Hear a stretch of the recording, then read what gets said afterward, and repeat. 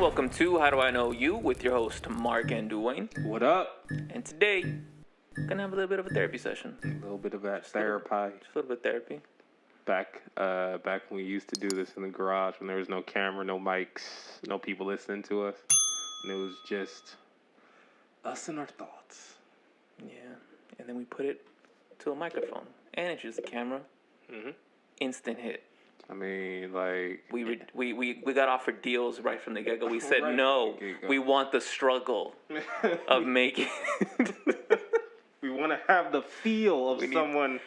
We need that humility, that humbleness. Up and coming is what we want. So that when we do make it, we're entitled as fucks, and because we earned it, and we just act like did all that. You know, just to be doubly hated. Shit, I mean, hey. It's the way to do it. Anyways, this week on Monday, actually, this past Monday, my dog died. It's so hard to say goodbye to yesterday. I don't know the rest of the words. And to be clear, it's not slang for like a friend. It's a real dog. And the reason I want to talk about it is because this was my first dog that like became part of the family. Mm-hmm. You know, the ones that you get to know, you start to love, not the ones that you just keep outside and shit like that. Long story short, I'll try to make it as short as possible. Basically, I got this dog when I was in 7th grade. Mm-hmm. Never figured out how old you are, like when you're in 7th grade, maybe like 14. Yeah, 12. Something like that. So this dog's well over 15 years old. I picked it out, and the reason I picked out this dog was because at first it was like amongst the litter, you know, amongst its brothers and sisters. She was very timid. She let all the other dogs punk her, and she didn't do nothing. And then all of a sudden, she fucking lost it and just attacked all of them, and punked all of them, and they all just left her alone. And then I picked her up, put her on my belly. She fell asleep. That's the reason I picked her. She's fucking tough. And tough cookie. And so fast forward to now times, if you've listened to this podcast for a long time, I cut off my mom like a long time ago, and that dog lived with my mom, so I hadn't seen that dog in forever. Her name was Tito. I called her Tito. Everyone else called her Nikki, but the dog's name's Tito because I picked her out. It's my dog, Tito. It's my dog. I can pick it out. So I hadn't seen her in like, I don't know, 3 years. Mm-hmm. And when I walk in, actually that morning I wake up and my little brother tells me, hey, they're going to put down Tito. Do you want to come say goodbye? I was like, yeah, sure. So I go over there. I haven't seen her in forever. And when I see her, she is like withered. Like it's just bones. I don't know if you've ever seen like someone that's had a stroke, but like one side of their face is all paralyzed. She looked like that on one side of her face. And my brother was holding her. I go up to her. I go, hey, Tito. And she like musters up some energy. She recognizes me. She gets like as excited as she can be, because she's dying. Mm-hmm. And that was nice. But then it didn't really hit me until we were sitting down in the living room. And I was trying really hard to be in the moment, to not get just like, because, being around death, this is like my first time. I mean, other than my grandpa, but back then I wasn't just in the headspace to really... Your first time being conscious. Yeah, like really like understanding. Even though I was older, I still didn't get like... Yeah, someone's not going to be around. Yeah, it's weird. And in those times I was like really not about sadness and like I'll just smile through the whole thing. It's fine, blah, blah, blah, faking that shit. The defense mechanisms. And then I was listening to this Netflix show called Midnight Gospel. On one of the episodes, they talk about like just sit with death. Don't do nothing. Don't get distracted. Like sit with it. Be present. All that stuff, and it helps you, move past it. So that's what I was really trying to do. I was just sitting there, just trying to be with the dog and my brothers, and I couldn't. Like my mind was racing. Like crazy, trying to find any distraction so I wouldn't have to acknowledge this moment of my dog is about to die kind of shit. Right. So I broke for a little bit, and I was on my phone, and really I was just going through the motions of like it opened, and I was doing this thing, like with my thumb up and down, scrolling to nothing, not even really reading anything. So that happened, and then I finally got to hold her, and I was holding her, and I was like, kissing her on her head and stuff, not on the mouth. 'Cause that's gross. People that kiss their dogs on the mouth is it's weird. It's a little weird. I mean, I know it's clean, like their mouths are cleaner and shit, but they also eat shit. It's also very sexy. Very sexy. It's a guilty pleasure. Yeah. You know what? Change the topics. I had a bestiality. Horrible joke I was gonna say. I'm like, you wonder how Tito got so withered? Oh man! At least she was happy those last days. She got hers. The BBC sounding she took. You want to die? Fuck. You want to die BBC style? Oh no, she's the one that gave it to you, man. I know. She was always the humper. Hey, it was funny growing up. I'm an equal opportunist. All right, I give a little, take a little. Hey, here's what it is. It's the new world. It's 2020. I mean, we can do what you want to do. If you don't have a kink, you're weird. You're the normie. Oh man, she did. She used to hump everything growing up. Like she would just grab it and dominate that shit. It's weird. I let her do it. I have a theory on dogs that do that, because my fiance's dog does that, but has never done it to her brother. Has never done it to me. Never did it to her dad. However, like certain males that come over, he'll do it. And I'm just I've pretty much boiled it down to if he'll do it to women as well, right? And I've boiled it down to that if he takes any, I don't know if it's like something with the pheromones or like whatever, but if he considers you like a female, he's just gonna hump you. And it's very specific, the people he's humped, and I always find it funny because I'm always like, "Oh, you pussy!" Like, if he chooses to hump you, that means you a bitch. You're his, all right. Like, and it's funny.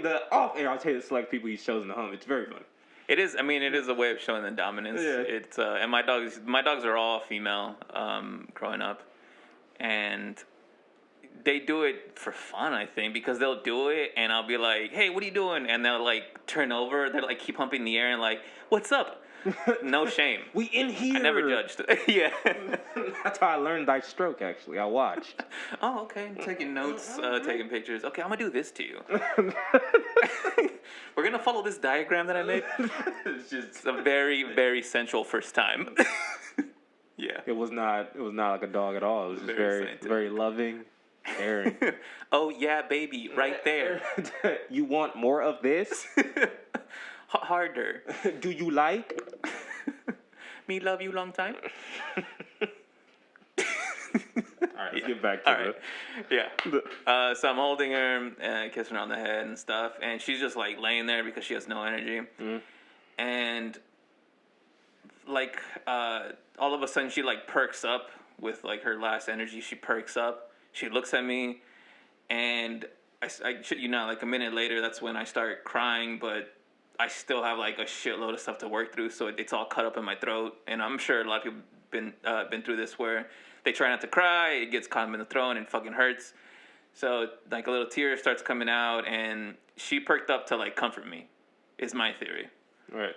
Which was crazy. So little by little, like my mind starts racing again with distractions, trying to make myself not cry.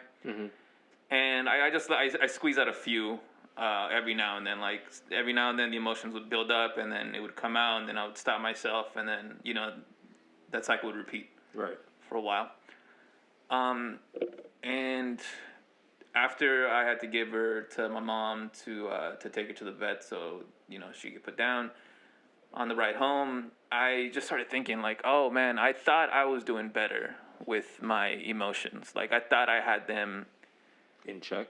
Yeah, in check. Because I was gonna say in control, but that's not the right word. So yeah, I think in check is better. I thought like, oh, like I'm in check of them. I don't react to stuff. I don't get angry when people like bump me and just get crazy. Like I think things through and blah blah blah, all that stuff. And this made me realize like, oh, I've been avoiding a lot of crap, and that avoiding thing makes it so that you can't grow. Mm-hmm. And I've been doing it so well that I haven't even noticed that I've been avoiding. And it was like bittersweet because it made me happy thinking like, oh, I still have stuff to work on. I could still work on stuff and I still have ways to grow. Right. But at the same time, it was like, shit, man, I thought I was further than this. Right. Which kind of, I don't know. It just made me start thinking about myself and how I'm not as well put together as I thought I was. Mm-hmm. Which kind of, not to make it like it wasn't about that at all. Like this was like days after, right? Because I was like throughout that day I was sad and shit, right? And a little advice for people going through shit or just feeling overwhelmed with emotions. What I did when I got home, which is basically because I can't really do nothing, I'm still feeling all sad and shit. I just got a piece of paper, pen, wrote everything down that I could, like everything that I was feeling, just free writing shit, and then I would do one or two things. When I first started this, I would get that paper that I wrote everything on and I'd burn it. Now I just post it to Instagram and stuff. But it's the same concept of when you burn it, you're just like, you wrote it out. It's out of your, it's out of your head, out in the world, and you burn it, and it's like you're letting go. Right. And it's the same thing with posting. When I post shit, it's like it's out for the world and it's no longer mine. It's just there it is. Right. And I learned that in therapy actually when I was doing it for I did it for like a month or two, a long time ago. Mm. And that's one of the things that stuck with me from therapy. So if you're ever feeling overwhelmed or just a lot of emotions coming out, just write that shit down and then burn the piece of paper in a safe way. Don't get crazy. Just burn it to where, contain the flame. But yeah, I mean, I'm still not cool with death, I guess. I thought I was better. Like all these thought experiments that I had with death and like seeing on TV and like stories and shit. I was like, oh, I wouldn't react that way. I'd be the tough guy. Like I'm stoic and you'd be the uncle that comes over.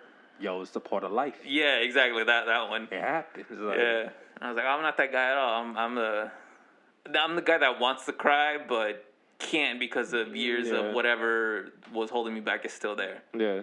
Because the whole time thinking, I was like, just cry, you fucking idiot. Just cry. It's fine. It's like no one cares. No one's gonna make fun of you, and it'll feel better. Right. Like you won't. This pain in your throat won't be there. It'll be therapeutic. It'll like you won't be as sad for as long. Because that's what I hear is like after a good cry, you just kind of get over things, and that was my reason why I wrote that letter, because I couldn't cry as much as I wanted to. Right. So just letting those feelings out. Like for the rest of the day, I was pretty distant. But after that, I wasn't as down in the dumps. Right. As I guess from people that I see, like death holds on to them for I don't know, a long time.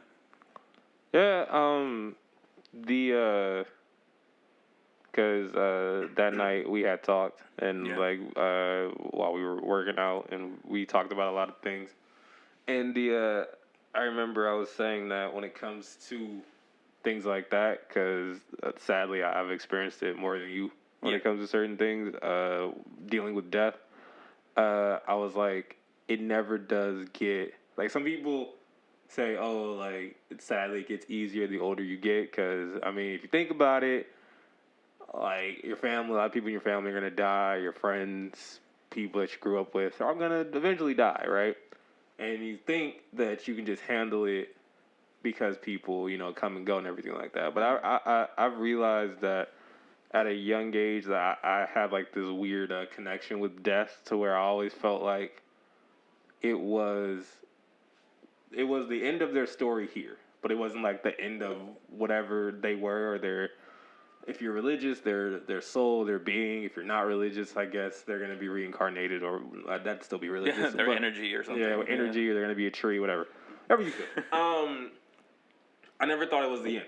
So, like, the most significant death that I can remember, the first one, was my grandma.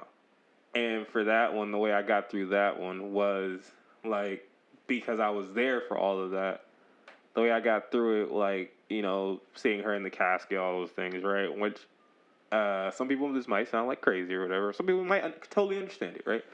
I just told myself that person in that casket is not my grandma.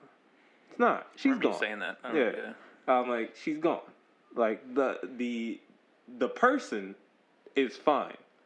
The vessel, which is their body, is right here. Now we can all, and some people, it's hard for them, and of course, like I remember my mom and my aunts, and so many people were crying and everything like that, and of course, but with my grandma, I cried one time, and that was the day that she passed. I cried, but after that, I had to be strong for my grandpa. And me and my grandpa were like fucking like best friend, right? After that, even like it was something in me. I was like, can't cry, right? And it wasn't like something where I'm holding it back. It was just like I'm at peace with this, because literally everything was like X, Y, Z. We did everything, and I felt like if I didn't have some sort of like closure or some sort of like feeling of like we didn't do everything, I probably would still have a bad feeling about it. But that was my grandma. And then like looking back though, really quick with your grandma, looking back, were you telling yourself that just so that you could feel better with the concept of death and your grandma, or was it true how you felt? I felt like it was true, because a lot of people at that time, because like I said, this had been a thing, because like 2 years, 2-3 years prior, she was really sick, and I remember they thought she was gonna die, and got to the point where in the hospital she was at, they had read her last rites and everything like that. I remember they called us, and my grandpa told us that and everything like that.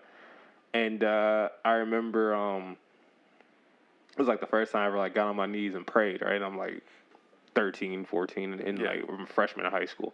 And I just prayed, and I kept praying, and then every day, little by little, she would get better. And then eventually, she turned that shit around, and she got out of it, right? However, I feel like for people who look at it like, and I'm a religious person, but they look at it like, oh, it was a miracle, and it was God, like, saying this and that.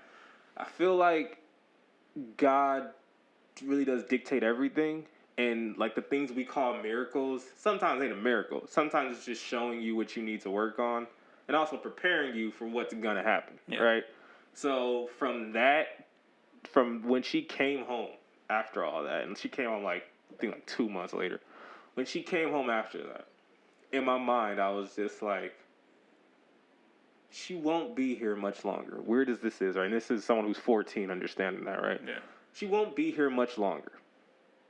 However, we're going to attempt to keep her here as long as we can, right? But I knew that whenever it does happen, you've been through this. Like, you know the steps of everything now. Because, of course, it's like that initial fear. And it's like, what the? Like, this is my grandma. I love her. She's taught me so much. Like, this, like, my grandma is always my conscience of shit to do. Even when it's not even like, she's like that, I don't even know what the voice in your head. Yeah. That's usually the one that comes out, right? So she's the conscience, like the family too. So with that, I was just like, man, I know when this happens, we all gotta we gotta pull ourselves up. We can't fall, right? So then fast forward 3 years later, after all that, a lot of people who saw her and everything, they were just so heartbroken and everything like that, because she didn't look like herself at the time or whatever. Right. And I didn't feel that way, because with me, I was like, I've been here this whole time. I knew this was going to happen. You have to accept it for what it is, because also she trained us in that, like, when God calls, ain't too much you can do about it. You just got to accept it, right? So that's why I was saying, when I saw her in that casket, now I'm 16. So it's like I went to school.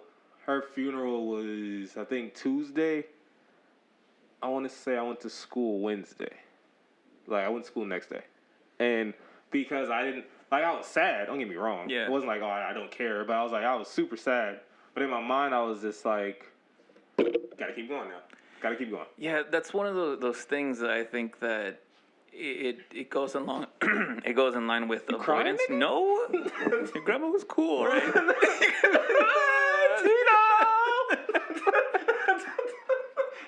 I was gonna say a bad joke. Right?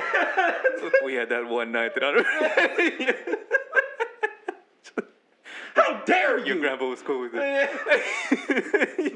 We're comfortable enough with each other that we know this is what we do. It's a joke. Yeah. Oh my god, it's a joke. Continue. It goes in line with avoiding your emotions and how you really feel about the death, because Right. you wrote it off as like you had that one night of crying, then you told yourself this is just the vessel, her soul's gone, she's at peace, it's cool, and then you carry on. You say fuck it. You don't let yourself feel it anymore. You say no, it's done. You can't do nothing about it. Gonna keep going. Which I think now that I've really gone through it with my dog out of all fucking things, that is a really bad plan. Why?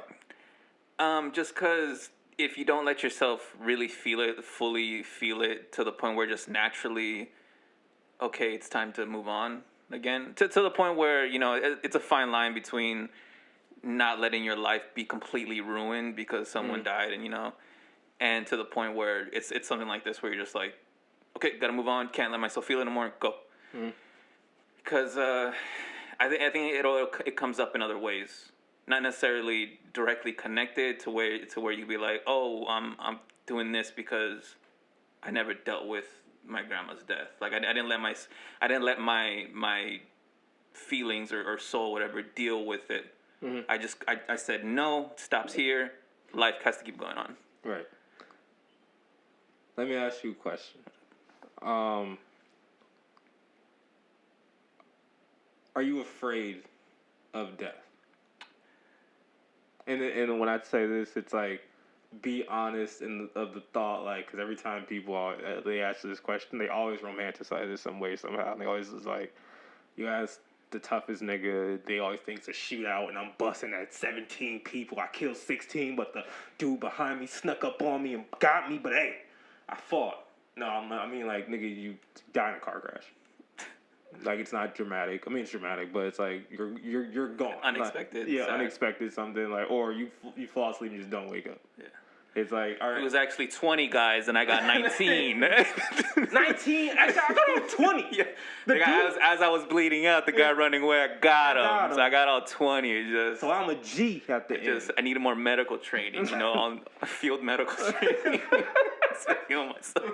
I didn't have enough time because I was sewing the wound. Yeah. I was bleeding out. I made sure it went through and through, right? So I could just... Anyways, enough avoiding the death question. Man, I want to say... wait, what was the question again exactly? I was like, are you afraid of death? Of your death, I should say. Everything in me is wanting to say, no, I'm not afraid of death. Like, I've thought about it, it'd be fine, whatever, life moves on. But no, I'm pretty scared. Like, if it was happening, I think, especially if it wasn't like a quick, just, you're dead instantly. Right. I'd be scared the whole fucking time. Right.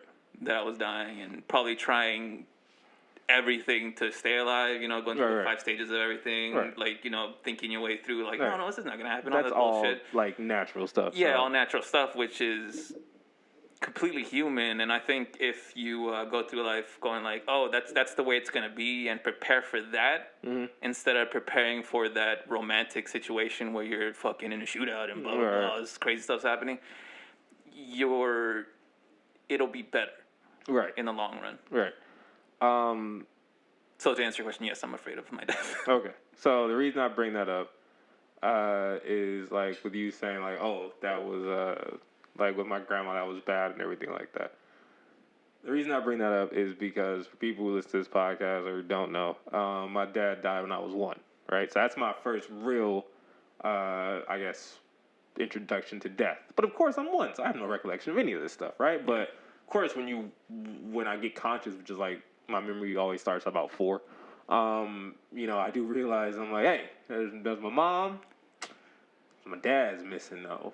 Clearly, it has to be a me here somewhere. Because how am I here? When did they tell you? What age did they tell you that happened? I want to say 4. But it wasn't. But it wasn't something that I think I don't remember ever being sat down. I remember it very vividly where we were in a store and someone from my mom's old neighborhood saw my mom and they were talking. It was a couple and they saw my mom and they were talking, and they obviously asked like, "Where's my dad?" And then she was like, "Oh yeah, he died." Oh, so something you just overheard. Yeah, but I knew he was dead. It's just that I didn't know how. If that makes sense, right? Okay. So, and then when she told me, when she didn't tell me, when I heard, I was like, "What the fuck?" As a kid, you're like, "What the hell?" So of course, I'm pretty sure. I think it was my grandpa who broke it down. It was either my grandpa or my mom who broke it down. But that was like my first introduction with death, right? And then, like I said, you go to my. But with that, real quick, just before we move on, when you're so young and someone that's supposed to be so important to you, like a parent, right, it dies before you even become conscious of them for any kind of attachments. Right. It's hard to really feel it, right? Right. So this is where I'm going to get to, right? So, when I'm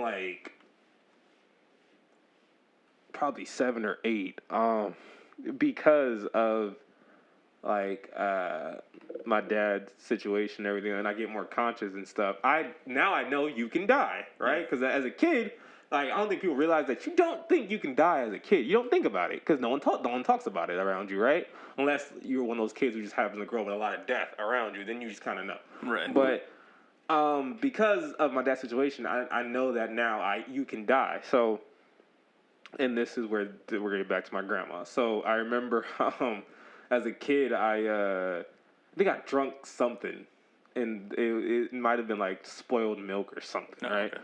And I remember I started to sweat and my heart started to race and everything like that, and I was super scared. And I remember it was nighttime. My mom, she was sitting on her bed, and I was like, I don't feel good, all this stuff and everything like that. My mom was like, well, what's wrong? And I was like, I think the milk, it was a day bad or whatever. I think it made me sick or whatever. But I look fine. It's just that I'm panicking, right? Yeah. I'm panicking. Of course, mind you, this is all the stuff with my dad starting to come into play in my head now because I know all these things now. And you watch TV, everyone dies. Everyone dies on TV. I used to watch the news every night with my mom. Watch the news as a kid is horrible. Don't do it. Because all you see is death, right? So I remember I was scared. And I was like, I don't feel good. And then my mom called my grandma.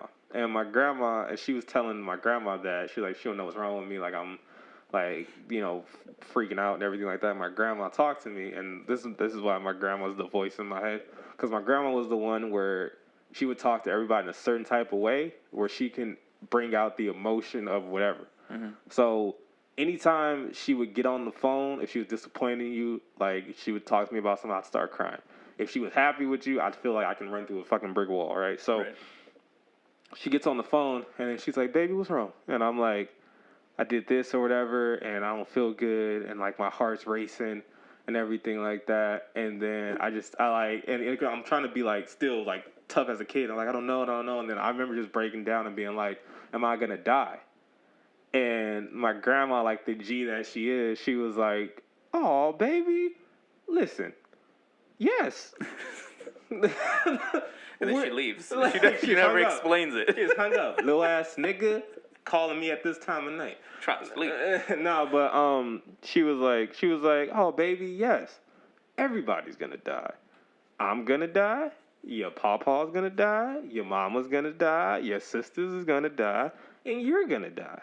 She was like, however, you believe in Jesus, and if you have that faith, you know that once you die, your life does not end. Your life does not end at all. You go to heaven. She was like, obviously if you don't do bad things, you go to heaven. But she was like, our time on this earth is not something of which we control. She was like, you should never, she was like, you don't control nothing on earth, right? Only thing you can control is what you choose to do. Everything else after that, she's like, God already knows. So she was like, one day, you're not going to be talking to me. You're not going to be talking to your papa and everything like that. And then one day, you going to die. And when you die, we're going to be waiting for you. So she was like, you can't be scared of it. Because she was like, if you believe in God, you know that it's only a step to the next life and everything like that, right? So she told me that. I remember falling asleep. I remember going to sleep after that. From that day, I've never been scared of death.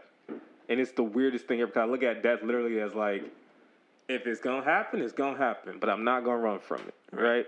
And so going back to my grandma with that thing, like I said, that sadness was because it had nothing to do with her not being here. It had everything to do with like, damn, I'm going to miss her. But not only am I going to miss her, like my grandpa. That's his rib. That's like everyone. She's the anchor of the family and everything like that. So I'm just all broken up.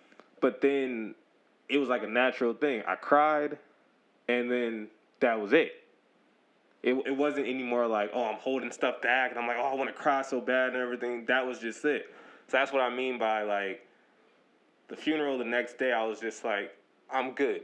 Like, we're going to keep it pushing. We're going to keep it moving, because I know that's what she would want to do. But that's why I feel like she didn't have that conversation with everybody else. She had that conversation with me. Right. So that's why my connection with death is going to always be like this. Because if we go to the next person who's most important in my life, my grandpa. My grandpa dies. However, my grandpa, that was totally unexpected. I feel like no one knew but me. Because when we talked, the week prior to his death, I'm talking to him, and long story short, my grandpa wasn't eating the food at the hospital. And I remember my aunt called me, and she was like, you need to go talk to him.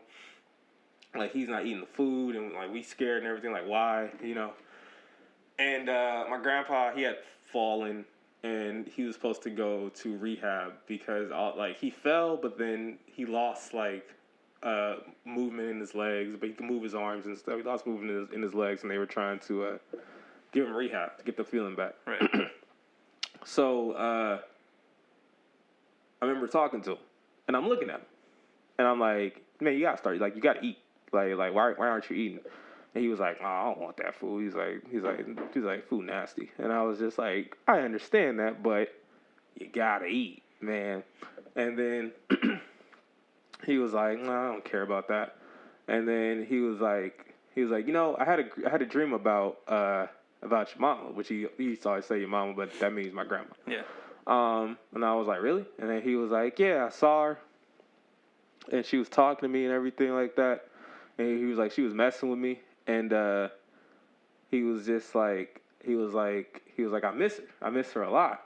And I was just like, yeah, we all do, man. Like, but we still got stuff to do. I was like, because I had just got my car. I was like, soon as you get back on your feet, because we were supposed to get an apartment together because they wanted me to live with them to help them. Right. So I was like, fine. I was like, as soon as you get back on your feet, I'm gonna live with you, and we just gonna start doing all the stuff that we want to do. And he was like, okay. And but I could tell, just like the okays weren't like. They weren't enthusiastic. They were just like, yeah, they're sure, just like sure, you think. And then I remember talking to him a little bit more, and then I remember he was like, hey, watch over your mom. Now he talked about mama, right. And I'm like, okay. And then he was like, make sure that nobody do nothing stupid and everything like that. And I'm like, yeah, of course. And then I remember I looked at him, I told him I loved him, I hugged him, and I walked out. And I remember I got in my car. No, I wasn't driving yet. I was with my aunt. I think I was with my aunt and my mom. But I remember I didn't want to tell him. But I remember I went home. I think I told my older sister. And I was just like, no, I didn't tell anybody, actually. I didn't tell nobody. But I just went home and I was just like, oh, he's not going to make it. Right? And this, of course, my grandpa wasn't sick, anything, right? I was like, he's not going to make it. He checked out. This is a gut feeling. I'm like, he checked out. And I'm like, I think what he saw was my grandma telling him, I'm about to get you out of here. Like, so, and this is that first moment of like understanding faith, understanding when you don't have that fear and you know yourself and you're connected with God, if you're religious, or you just have that understanding of death, that fear is never there. So literally, that week, it was like I think it was a Saturday. Talked to him Friday. The next Friday, he died suddenly, and it was a blood clot. Had nothing to do why he was even in the hospital, right? And of course, I cried and everything like that. And that one, same thing. Cried that day and everything like that. I was good at the up until the funeral. Funeral, I cried again, but didn't hold anything back and everything like that. Right. But literally, same kind of cycle. It was like everyone was worried about me because, like I said, my grandpa's my best friend. But it was that same cycle of like, by probably like a couple days later and everything like that, I was at peace with it because I felt like, once again, this person talked to me, I understood it, I accepted, and as long as I accept it and I know that we were up and up on it and it wasn't something where it was like, I can tell later. But like, you know, if it's something that I accepted and we're up and up on it, I'm good because I know he went out on his terms. Same thing with my grandma. She went out on her terms. I think the thing that is affecting you with this is that it's something to where, one, you probably weren't around a lot for Tito. Mm-hmm. I mean, the last years, yeah. Yeah, the last couple of years. And it connected something with you with just people who, which happens a lot because that happens a lot with people.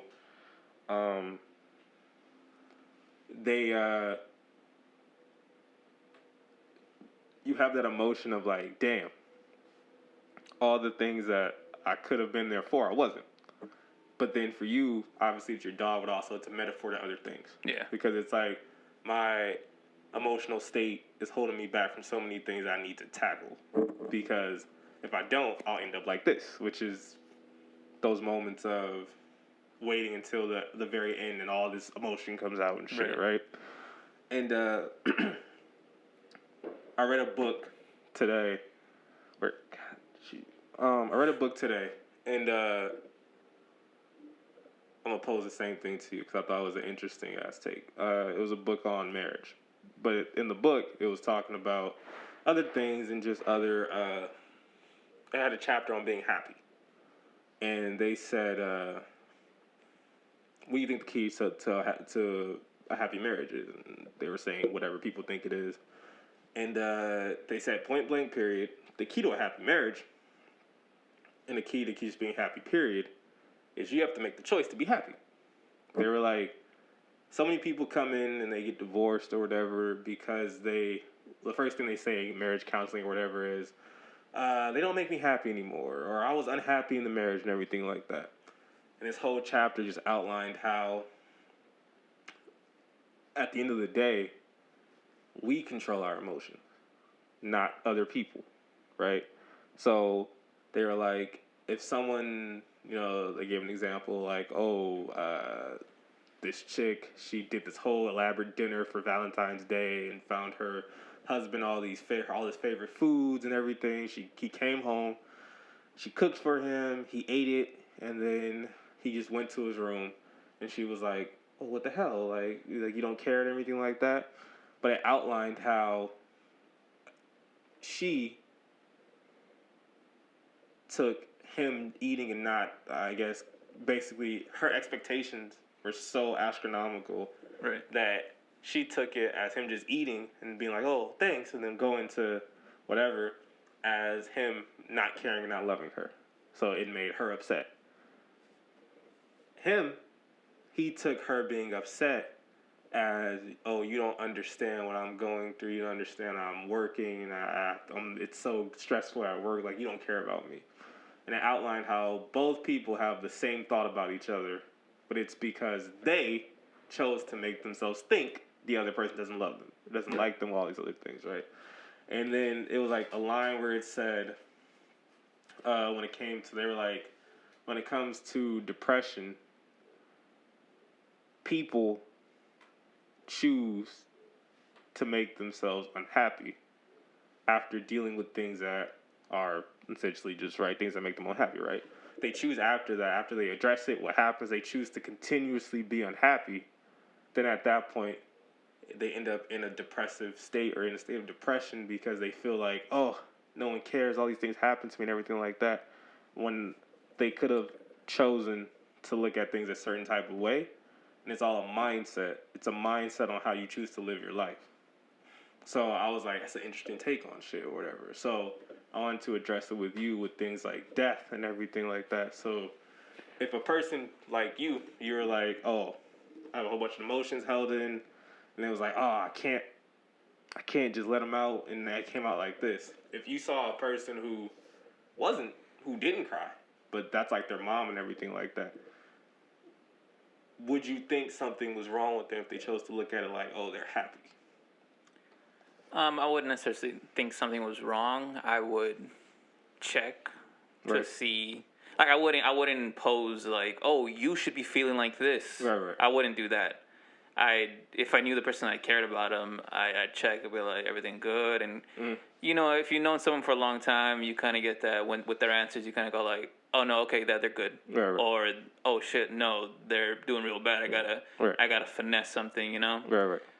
So I think does that answer your question? Yeah. So then on the flip side of the reverse would be if someone were the opposite and they were going through like a death or something, and it was like a long period, then at that point, is you look at it the same way? It's like, so if it's like a long period, if someone takes a year, do you look at that as like, oh, something's wrong? Like you should grieve and then X, Y, Z. Yeah, and that one I do. I'll get more involved because if they're letting their life, like, I don't know, bills pile up, they're not going to work or something, they lost their job because of this stuff, then it's like, okay, like I have to, especially if it's someone I care about, get involved, try to cheer them up, try to maybe talk if they have to, or set them up with a therapist, shit like that, kind of coax them into, hey, what's going on, kind of shit, and really telling them. So your red flags would be anything that they were doing that was hindering themselves. Like you said, not paying bills or and the whole what's tricky about that is the time frame of like when is it too late, when is it way too early to start doing that shit. Right. So the reason why I thought it was like an interesting mindset and everything like that, and I was like, I get what he's saying, or the people who wrote the book, what they were saying, is because I feel like the older you get, I do agree with the aspect of like, everyone gets dealt the same cards. It's just it happens at different times. You know what I mean? Like, there are those weird outliers that they grew up with money and whatever, but that isn't everybody. That's why there is a 1%. It literally is. It's like it's a sprinkle of people in society, right? Yeah. But for the most people, we all go through the same stuff. We go through death, heartache, despair. We have great moments of triumph or whatever, right?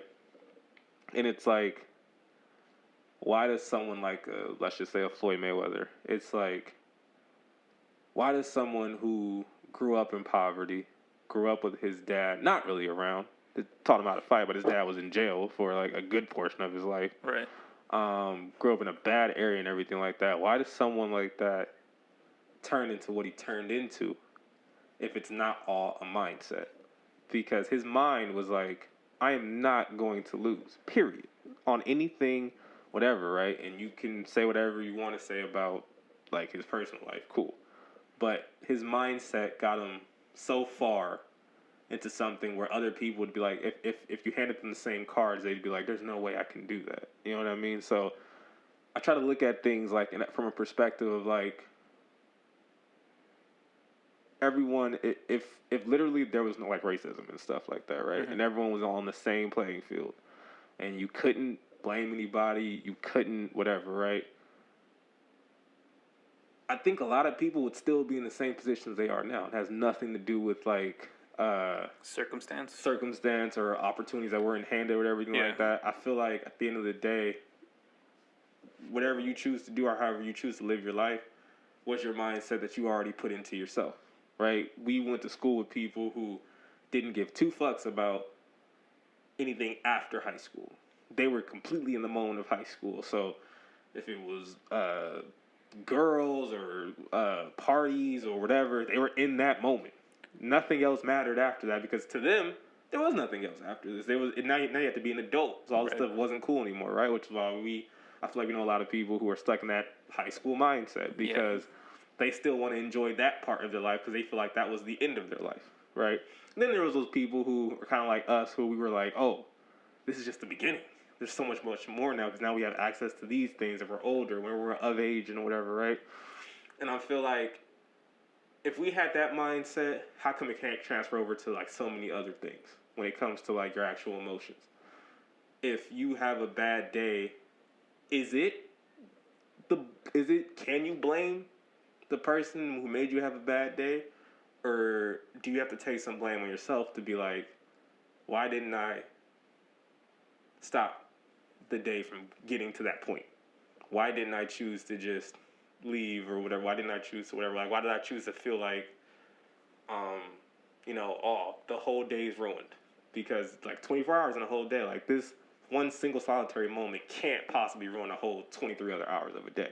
Yeah. You know what I mean? Like, and that's pretty much what the chapter was outlining. But I was like, it's such a crazy thought process to just think on everything that we put in our life.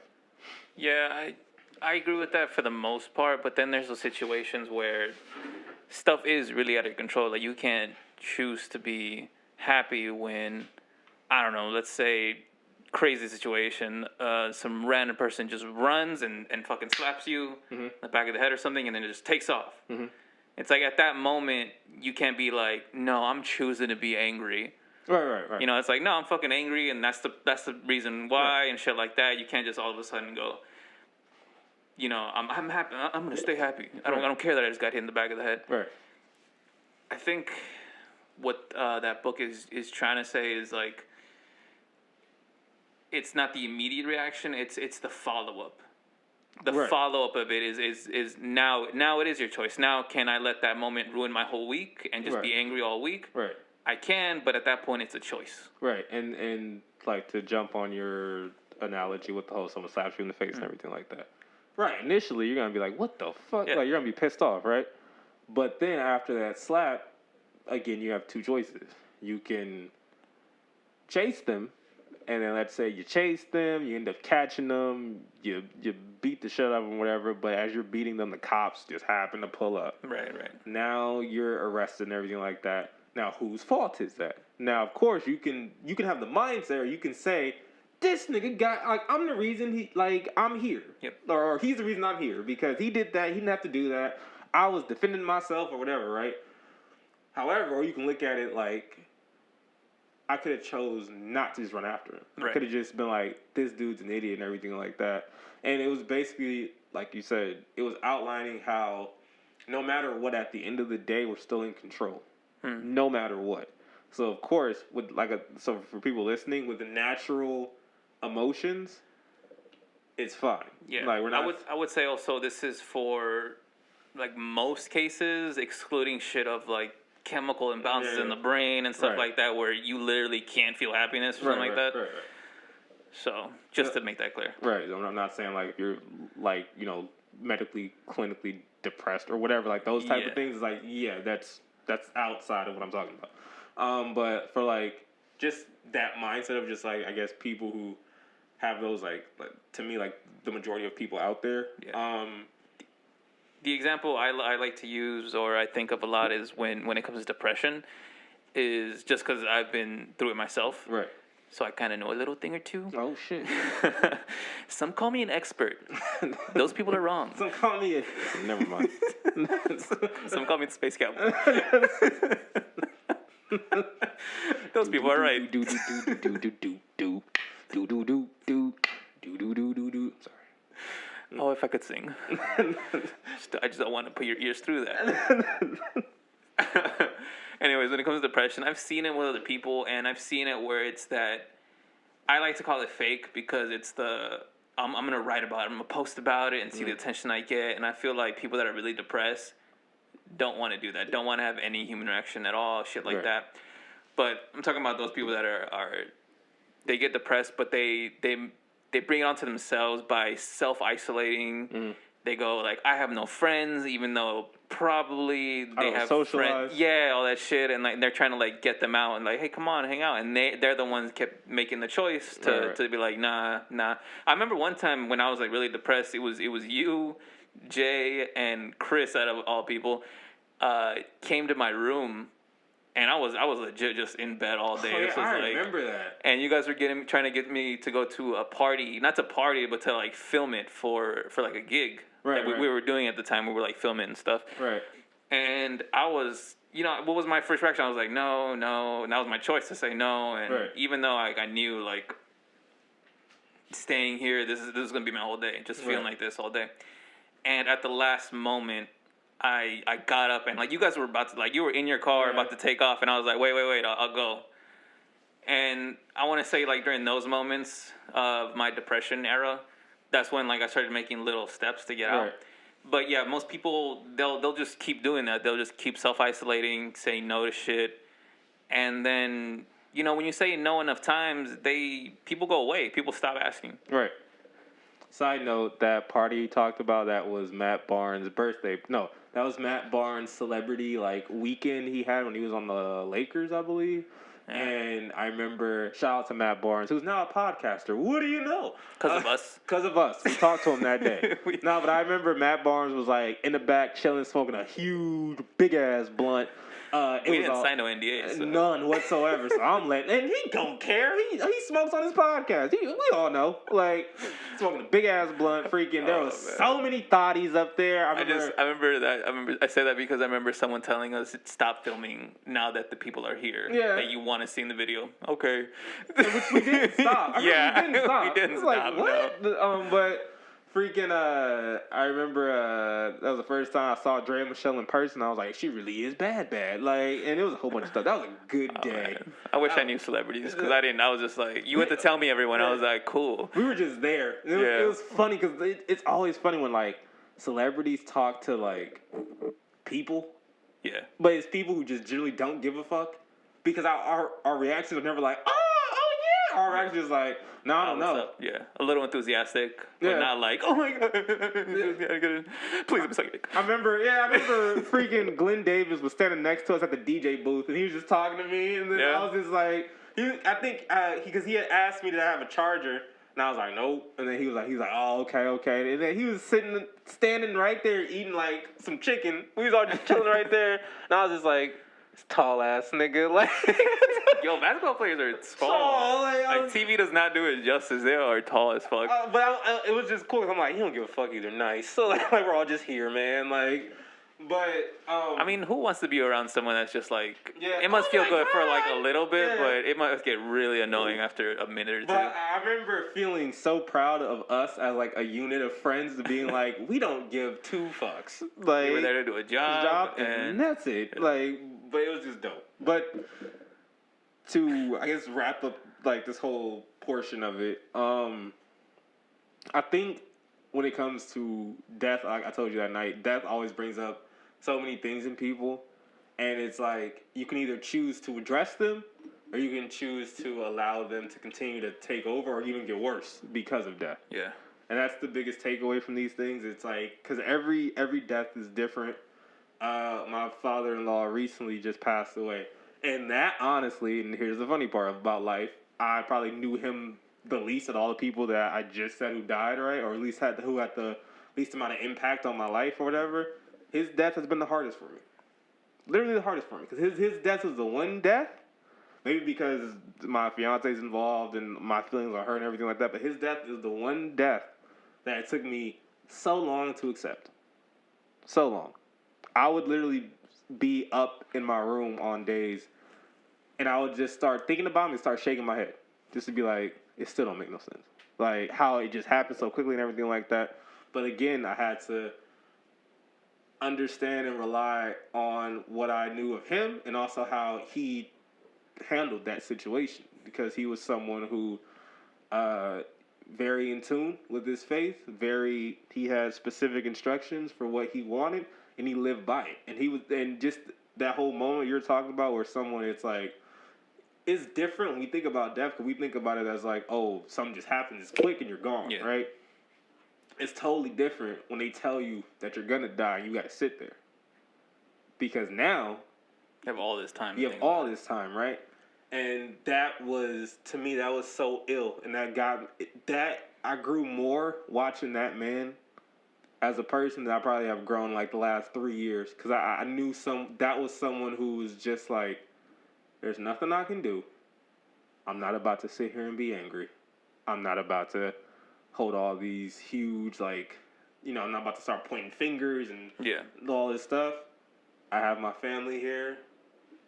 There's things that he still had his face because he was just like, I don't care. They can say what they want to say until it's the end. I still believe in God. He can get me through this and everything like that. Still had his faith about it, right? Right. And some people, which we've seen, they'll start being so angry. Like, there is no God. Why me? And all these things, right? And you've seen TV. You've seen TV. But it was crazy to see someone go through that and to be so like calm and be so just like, nah, I prepared for this no matter what. Yeah. No matter what, I prepared for this, and I'm not about to be scared of my moment. This is my moment. You guys are all here for it. We're gonna go through this as a family, and we did. But that's why it was so ill. Because that was the first time. I guess it hit me so hard because it was the first time I saw someone. My grandpa was quick. My grandma was unconscious. My dad was quick. That was the first time I saw someone just like go through it, accept it, didn't run. They didn't run either. But I'm just saying like they didn't know it was coming. Yeah. Right. Well, 2 of them knew. 1 of them didn't. He knew for an extended period of time it was coming. You know what I mean? So it's a little different because you look at him and like, because I started thinking about myself, being like, damn, I'm not the person I think I am. Like I'm not. I started thinking like, I think I'm a pretty tough dude. Like I know all this and that. I was just like, I don't know if I could do that. I don't know if I could sit there and have my wife there every day and look at her and know I'm like, yeah, this ain't about to happen no more. Yeah. I don't know if I could sit there and have my kids come every day and just be like, yeah, I mean, you start thinking about the future that you're never gonna see. Exactly. And I was just like, and that was my moment of just like, oh yeah. Again, had to just reaffirm my faith, really get deep into it, but also just understand like we are not what we think we are. And that's the biggest thing with today's world because they jump on people and they like to bash people on the internet and cancel culture and things like that. All this stuff doesn't matter. Because at the end of the day, we are not who we think we are until we get in these actual moments. Yeah, because it causes you to have like some self-introspection. Right. Insane self-introspection. Yeah, it really does break down what you are as a person and what you care about. And you soon realize that you don't care about a lot of stuff that you think you care about. Yeah. You don't. So, I mean, it happens all the time. You hear about it with people who have near-death experiences. They're like, why was I doing all this stuff that wasn't making me happy? And it was for nothing and blah, blah, blah. And it's... and that was one of the reasons that I thought I was so far along, and then when it happened, I was like, oh shit, I'm not, because I was one of those people like, oh, I'm gonna just cut off stuff that doesn't make me happy. I was already doing the shit people had to have this crazy experience to have, which again, like we were talking about right now, is self-introspection. Like, oh, no, there's still shit to work on and crap like that, which is it feels good, right? Like when even though it's like the sad thing that's happening, it kind of feels good to learn something about yourself. Yeah, to learn and also like I'm saying to know that, oh, I'm not this monster I think I am, or I'm not as disconnected as I perceive myself to be, and it's not like, oh, it is what it is because due to our environments and certain situations we have to be this way. But when you realize it's like, oh no, I really do like have a soft side, or I do care about these type of things or whatever.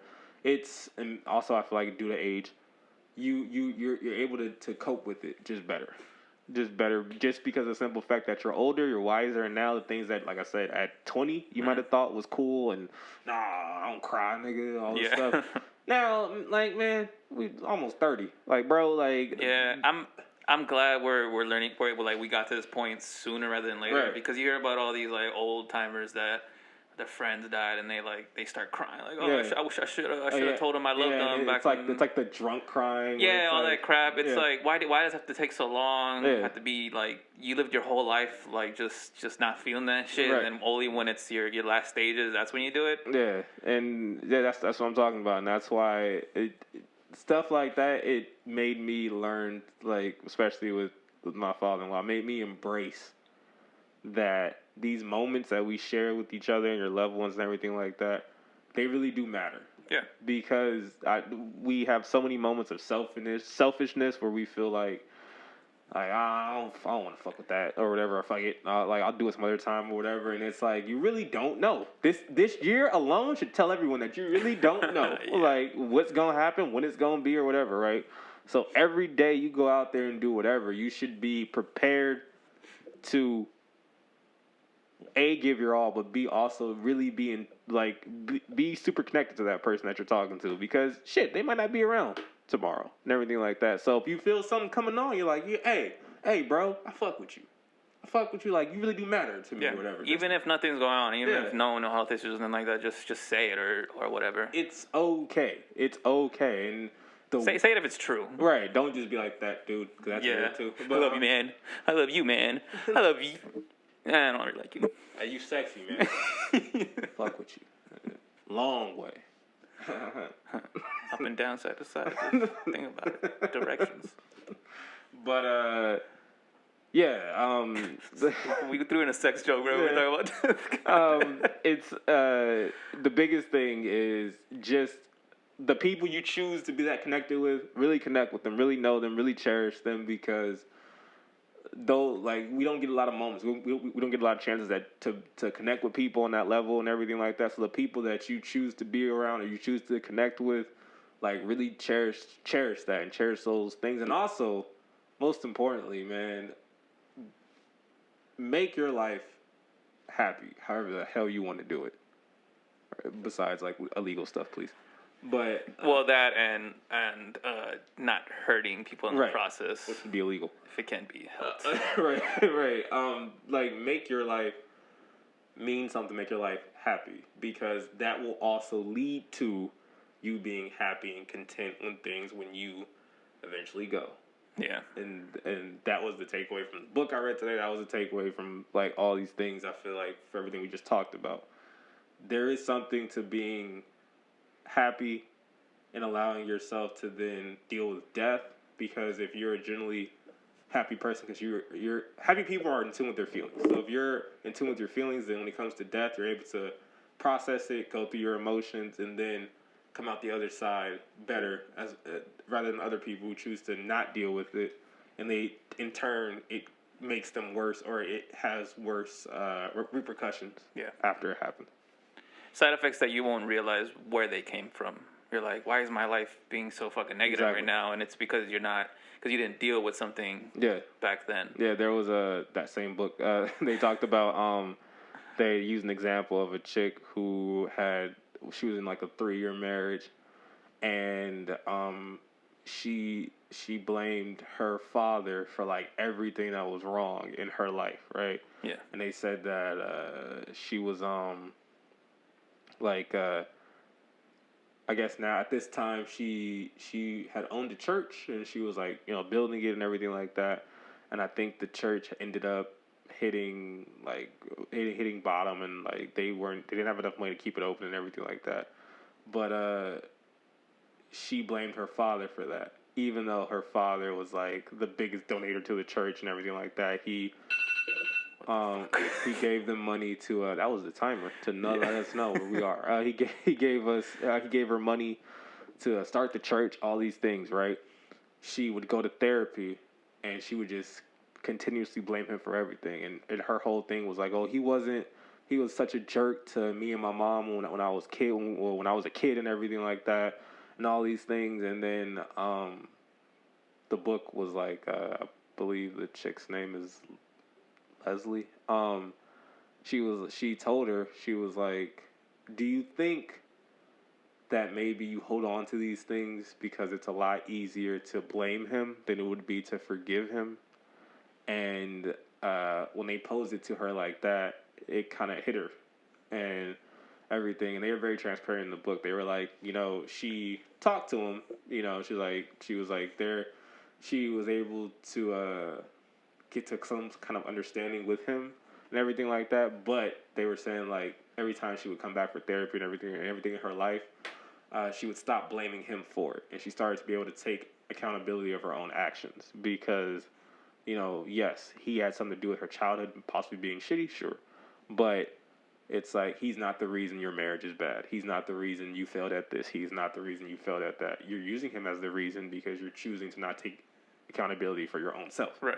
Which, that was something I was just like, again, makes sense with stuff and everything like that. So that's, like, those type of things, you learn to really dissect them. And sometimes it takes shitty moments like death to understand, like, damn, like, because when you lose someone that maybe you weren't that cool with, or they wronged you and everything like that, those moments can happen where you're like, oh, no, now they're gone, and they did all this to me, and this, that, and the third, and everything like that. Yeah, but now they're gone.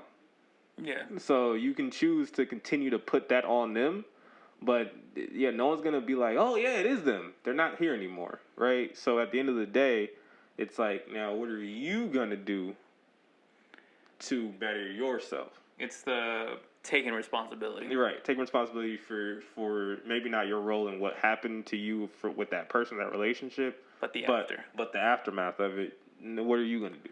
Yeah, it's just like, oh, I'm a drunk because I got beat as a kid, and blah, blah, blah. It's like, well, are they still beating you now? Are they forcing you to drink now? Or like, can you not say no, kind of thing? Right. I've always said I've been a super, I feel like we both have been a super strong, when they always say, like, oh, families come from broken homes, or, they're more susceptible to crime and all these things. And I'm like, damn near all my friends came from broken homes, including myself.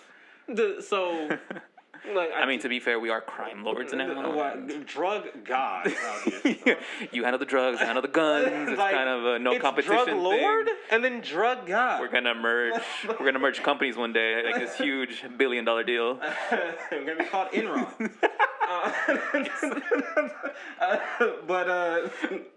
gonna be like, oh, God, no.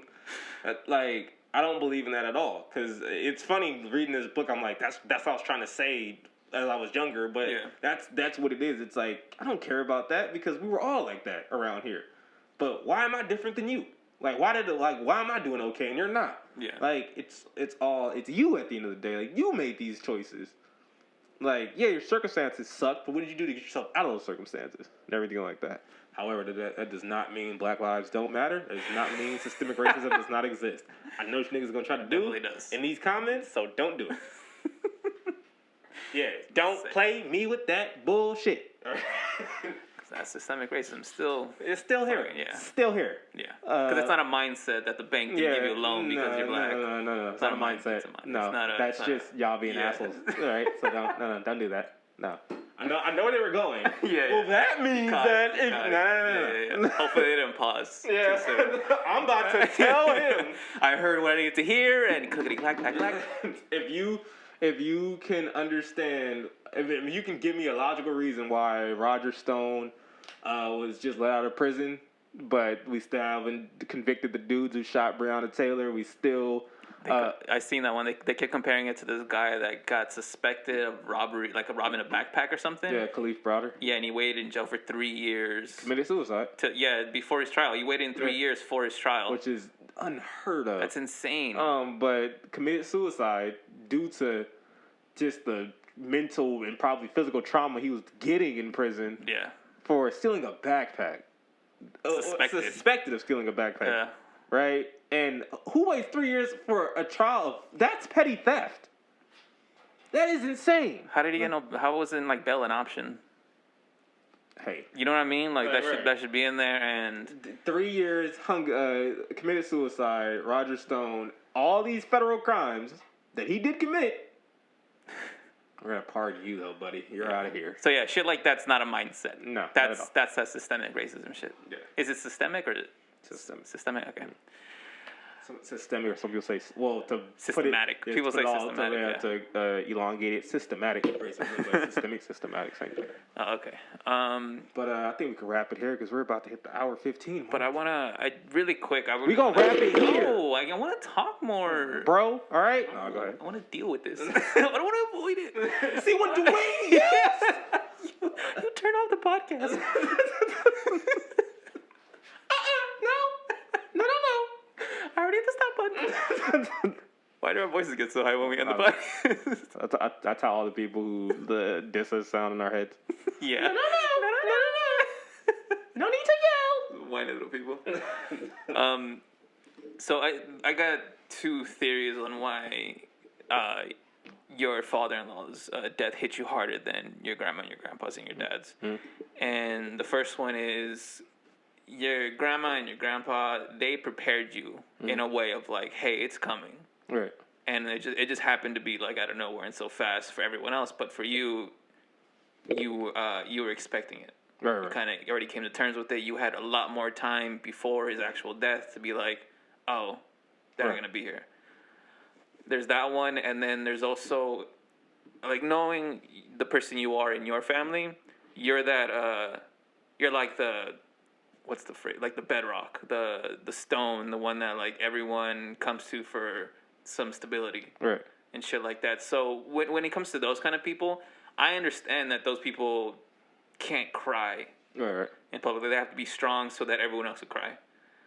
So in with your father-in-law, you didn't have to be that person. Right. So that's why you were able to like let yourself cry more, really feel it, and then really think about it all the way through. And that's what I was trying to say with the whole like. Sorry. Are you crying? No, bro? already. Come on, man. It's the one night with you. Nah. Come on, get it up, man. Get it together. Up. It's up, dude. Rock hard, bro. That gets me going.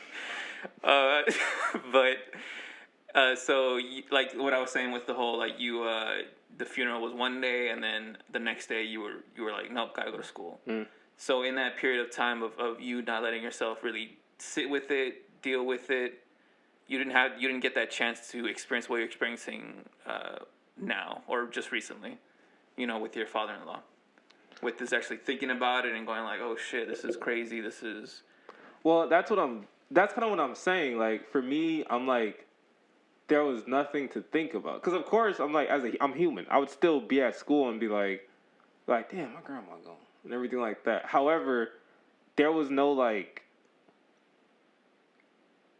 The best way I can put it is like my shout out to my cousin Ashley, but she graduated last year from college, right? And while we were all at dinner, and she gave a speech, and she was like, during her speech, she was like, I really wish two people were here, and she started crying. And this is my point, right? What I'm about to say. Literally, the whole table started to weep, except me, my fiance, my cousin, my uncle, and I think my other uncle at the end of the table. So her dad. But, and of course, like, some people are like, oh, all the men, right? But it was like, the weird thing about it was, looking at my cousin, he was affected. My uncle, his dad next to him, was affected. My uncle down there, like, they were all, like, you can see it in their face, they was all, like taking it and everything like that. And even, like, for me, I had stopped, and at a moment, I was just, like, again, it was just, like, I was like, yeah, they not. And I remember my fiance looked at me, and she was, like, rubbing my back. She was like, you okay? And I was like, yeah, I'm okay. And everything like that. And, again, it was that realization of, like, once again, I'm like, oh, they don't have that closure of it. You know what I mean? Because they, like, it hit them again like it just happened. Right. And everything. And this has been. Probably because they've been avoiding, like, feeling it or thinking about it. This has been, like, 14, 15 years since this has happened, right? At this point, I think. I want to say it's getting close to there. Yeah, it's been a long time. Yeah, so, for me, I was just, like, I feel like if you don't have those emotions, it's okay. I don't think you have to, like, seek them out. Yeah. You know what I mean? Like, and that's why I'm saying, like... Yeah, I'm not saying that you have to necessarily cry or right. shit like that, but the whole... Because when you said, like, oh, life moves on, it's done, it's like you... To me, it was like you stopped thinking about it. Well, no, I'm just saying, like... Because I'm thinking, like, oh, I'm done talking about this or whatever. Yeah, I'm done thinking about it, I'm done feeling about it. No, I'm like, it still goes on, but I'm like... now we have to deal with it, is what I'm saying. It's not like, oh, now I'm saying like, oh, all right, going to school, this happened, we got to push forward. What I'm saying we got to move forward is like now, all right, now we have to pick up the pieces. We have to continue to put this together how she wanted it. A lot of people, that's what I'm saying about like people who I could tell they haven't dealt with it, is because they don't want to understand that she's not here. Yeah. My whole aspect was like, she's not here. Yes, we can continue to sit here and cry and everything like that. You can take all the time you need. For me, I'm at peace with this. But now, we have to fix everything that she, A, wanted, B, also, her husband's still here. C, also, her daughters are still here.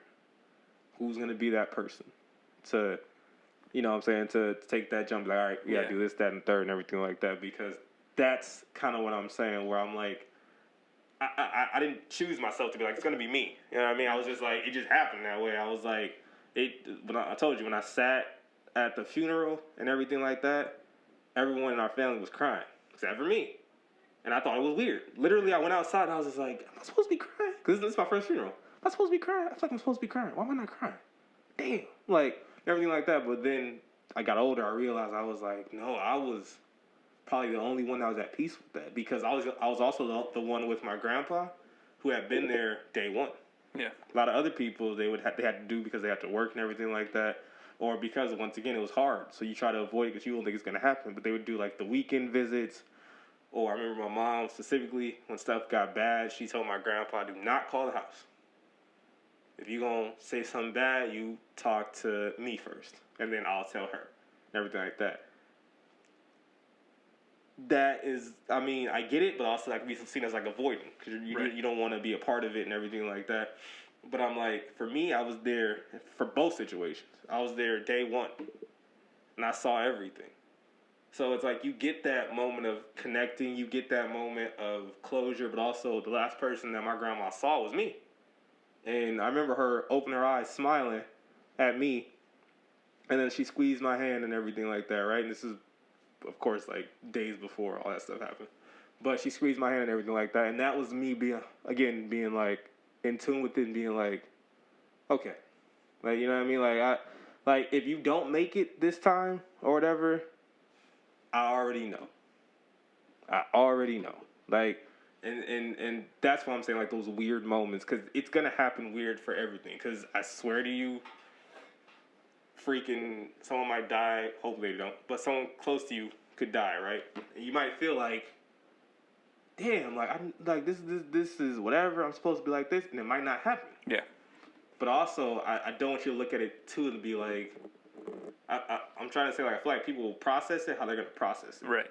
You know what I mean? And it's like, we shouldn't look at it like, oh no, I'll go through it and everything like that. There's steps and everything like that. Because for some people, for certain things or certain people, they just have that process of it. Like, it was different for, like you said, for my father-in-law. Maybe because, like you said, freaking, one, they was prepared, and I kind of knew. But two, also, like you said, maybe because I was that stability person, I didn't have to be that for them, whatever. Yeah. But also, I can also say after that, I was that stability person for them, because they leaned on me again. You know what I mean? So that's what I'm saying. Like, it's a weird thing. I sometimes I don't feel like it's as black and white. I feel like definitely not. Shit will hit you just how it's gonna hit you. The thing that I feel like we both agree on is you should let it hit you. Yeah, let it hit you. Feel it. Feel whatever you're gonna feel. Don't just, and be honest with yourself, and be honest. Take responsibility and just feel it. If you're truly not sad, cool. Right. But if you are, fucking feel it, and don't pretend to be something that you're not. Right. Because that's what I'm saying. Like, for anything either. Even if you are the stability person in your family, like, fucking feel it. Like, if you have to do it in private, do it in private, so you can be strong around everyone else or whatever. Do it however you want to do it. Just fucking feel it. Yeah, like, and that's what I was saying with him. His death led me to be like, oh, it's like, if I can understand this and process this, then all the other shit that I choose not to process or be like, nah, I'm not. Or nah, I'm like, whatever. It's like all those soft moments that I should be soft, I'm still like, nah, I'm still going to be hard or whatever, like this, because I feel like this is right.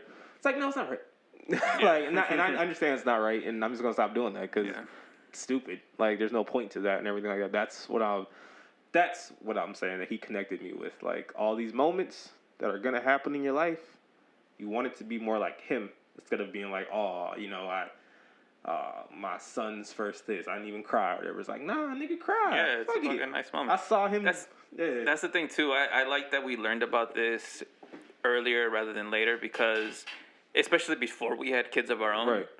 Because now you could pass that along to them at such an early age. Yeah. That now they could evolve further as people. Right. You know? Because, yeah, like I said, our environment, you don't get taught that a lot. You get taught to, you got to be tough, you got to be strong, which is true. Because that gets you, I will never say that the stuff that we were taught didn't help us, because it got us through the environment. Yeah, it's a survival tactic. Yeah, but once you get through the environment, then you also have to have the wherewithal to realize, all right, maybe these things that I learned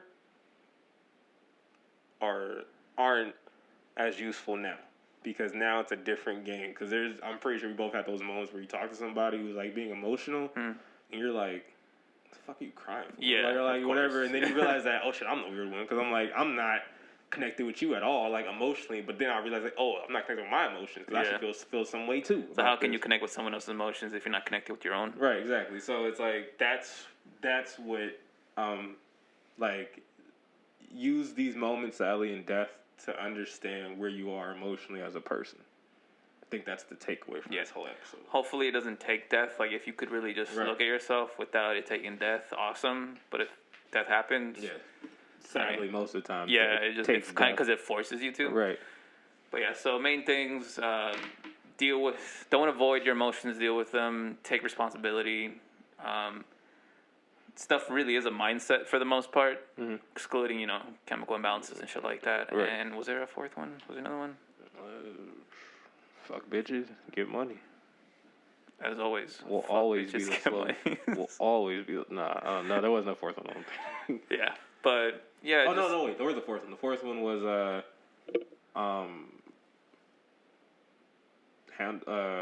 take your emotions as they come. Yeah. Don't run from your emotions. Yeah, don't do that. All right.